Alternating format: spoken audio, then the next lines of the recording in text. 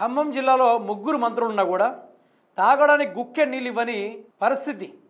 ముగ్గురు మంత్రులు అయి ఉండి వీళ్ళు ఎప్పుడు చూసినా ఒక మంత్రి అయితే అవుపాడు. పొంగిలేడు గారు అయితే జాడపత్త అసలు మనిషి ఉన్నాడో లేడో కూడా తెలియదు. భట్టి విక్రమార్క కూడా పరిస్థితి అదే. ఇక ఉత్తమ్ కుమార్ రెడ్డి పరిస్థితి అయితే చెప్పలేని పరిస్థితి.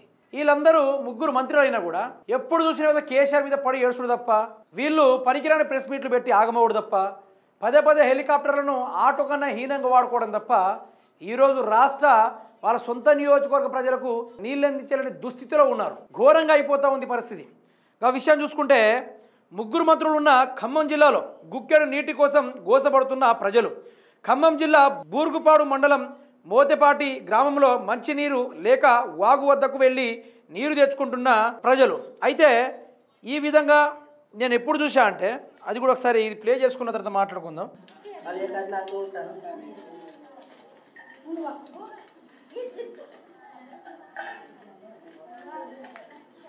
నా చిన్నప్పుడు ఇదే విధంగా నీళ్లు లేకపోయి ఉంటే ఈ మిషన్ భగీరథ అప్పుడు రాలా.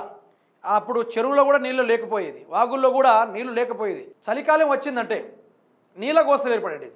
బోర్లలో కూడా చక్కగా నీళ్లు ఉండకపోయేది. తాగడానికి గుక్కె నీళ్లు తీసుకురావాలంటే ఒక 5-6 కిలోమీటర్లు నడుచుకుంటా ఈజీగా వెళ్ళి తీసుకొని రావాలి. దానితోటి 2 రోజులు 3 రోజులు పొదుపుగా వాడుకొని జీవించిన రోజులు నేను బీఆర్ఎస్ పార్టీ రాకముందు తెలంగాణ ఏర్పడమందుకు నేను చూసిన. ఆ టైంలో వాగుల్లో చిన్న చిన్న చిలమెల్లెక్క దోవేది. ఆ నీళ్ళతోటే తాగేది. పెద్ద చిలమలతోటి నీళ్లు తీసుకొని బట్టలు ఇట్లా ఉతుక్కునే ప్రయత్నం ఆనాటి రోజుల్లో నేను చిన్నప్పుడు చూసిన. ఆ తర్వాత బీఆర్ఎస్ పార్టీ వచ్చిన తర్వాత కేసీఆర్ గారు నీళ్ల మీద, రైతన్నల మీద, ప్రజా సంక్షేమాల మీద ఆయన ఆలోచించడం జరిగింది. ఆయన ఆలోచించినట్టు ఎవరు ఆలోచించాల.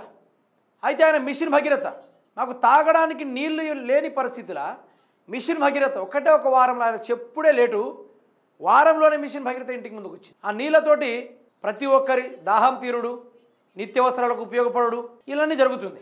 కాళేశ్వరం నీళ్ళతోటి, మిషన్ కాకతీయతోటి ఎన్నో చెరువులు నింపిండు. చెరువుల ద్వారా బోర్లలో నీళ్లు పుష్కలం. ఎక్కడ గోతులు తవ్వినా కూడా అక్కడ నీళ్లు వచ్చే పరిస్థితి ఏర్పడింది. ఈరోజు అదే మిషన్ భగీరథ నుంచి నీళ్లు విడిచే సోయి కూడా ఈ ప్రభుత్వానికి లేదు. మన రాష్ట్రంలో ఉన్న మంత్రులు అసలు వీళ్ళు ఏడున్నారో కూడా తెలియదు. కాంగ్రెస్ వాళ్ళు ఏదైనా ప్రోగ్రాం పెడితే తప్ప వీళ్ళు బయటికి రాలే పరిస్థితి. ఇప్పటికిప్పుడు ఏదైనా స్కీమ్ పెట్టాలి, ఇక్కడ ప్రతి ఒక్కరికి తలా 10 కోట్లు దొరికే పరిస్థితి ఉందంటే వచ్చి మీటింగ్లు పెట్టుడు తప్ప, వచ్చి సభలు పెట్టుడు తప్ప వీళ్ళు రాష్ట్ర ప్రజల్ని గాలికి ఎప్పుడో వదిలేసిర్రు. బంధు పరంగా, సంక్షేమం పరంగా, వాళ్ళను అభివృద్ధి బాటల వైపు నడిపించే పరంగా అన్నింటిని వదిలేసిర్రు. వాళ్ళ లక్ష్యం, వాళ్ళ జెండా, వాళ్ళ ఎజెండా అన్నీ ఒక్కటే: దోచుకోవడం, దాచుకోవడం, ప్రజల్ని పట్టించుకోకపోవడం, ఎదురు తిరిగిన వాళ్ళు కొట్టడం. ఇట్లాంటి దీనస్థితిలో ఉన్న పరిస్థితులు వీడియో బయటకు వస్తే కూడా ఎవరు తీసిండ్రా అని దాని గురించి వెళ్ళి ఆయన మీద కొట్లాట చేసుడు. అంటే మన రాష్ట్రంలో సిగ్గులేని, కొంచెం మైండ్ లేని, కొంచెం సబ్జెక్ట్ లేని, కొంచెం తెలంగాణ రాష్ట్రంలో ఎక్కడెక్కడ నూతులు ఉన్నాయి, గోతులు ఉన్నాయి, వాగులు ఉన్నాయి, అట్లాంటి తెలియని మంత్రులు ఈరోజు మనకు దాపరిచ్చుర్రు. అందులో నీటిపారుదల శాఖ మంత్రి అయిన వారి యొక్క నియోజకవర్గాల్లోనే సుక్క నీళ్లు తాగడానికి లేదంటే మరి అక్కడికి వెళ్ళి దీనిపైన మేము స్పందించడో, లేకుంటే మాకు రావుడు వీలు కావట్లేదు, అధికారులు పంపిస్తామనే ఆలోచన ఎక్కడ కూడా చేయట్లంలా. ఓన్లీ వీళ్ళు తిరుగుడు, తాగుడు, తందనాలు చేసుడు తప్ప దేనికి లే. మొన్న భట్టి విక్రమార్క గారు, ఉత్తమ్ కుమార్ రెడ్డి గారు, పొంగిలేడు గారు ఏపీకి పోయిర్రు. దేనికోసం పోయిర్రు?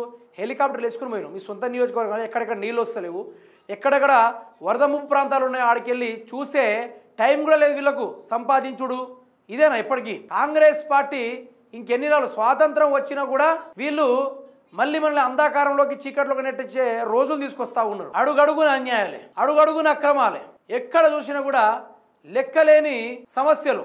వాటిపైన ఏ మంత్రి కూడా స్పందించకపోవడం సిగ్గుచేటు. ఈరోజు హెలికాప్టర్లు తిరుగుడంత ఇంట్రెస్ట్ ప్రజల్లో తిరిగే ప్రసక్తి లేదా? ఈరోజు ఇంతమంది పేద ప్రజలు ఇబ్బంది పడతా ఉంటే నిజానికి నాకు అప్పుడప్పుడు అనిపిస్తుంది, ఈ ప్రజలు కూడా ఇలాంటి వాళ్ళని ఎందుకు గెలిపించిర్రో కూడా నాకు అర్థం కాని పరిస్థితిలో ఉంది. ఈరోజు తాగునీళ్ళ కోసం, కుక్కే నీళ్ళ కోసం ఇంత గోసపడతా ఉంటే కేసీఆర్ గారు 10 మైళ్ళు 15 మైళ్ళు నడిచే రోజుల్ని ఎడబాపి ఇంటి ముందు నల్లా వచ్చేలా చేస్తే ఆ నల్లాల్లో కూడా నీళ్లు తేలేని పరిస్థితి వీళ్ళది. నీళ్లు మొత్తం ఏపీకి తరలిచ్చిళ్ళు.